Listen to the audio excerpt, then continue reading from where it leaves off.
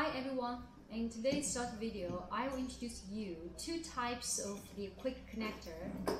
This is the last design of the quick connector, and this side was connected with the high temperature rubber pipe, and this side, the screw side, was connected with the mold, and we can assembling and disassembling the mold within 1 second. I will show you how. You see, right now we disassembling it. If we want to assemble it,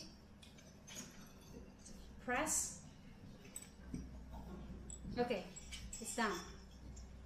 And this is one type. This is our different type of the quick connector. And we need to using the screw to fix the pipe and the mold with this quick connector. And after it's fixed, we can use the clamp. It's then just press, and it's done. It's already joined. It's quite a strong one. If you are interested in our quick connector, please subscribe our channel, and you can also leave in the comments below. Thank you. Bye.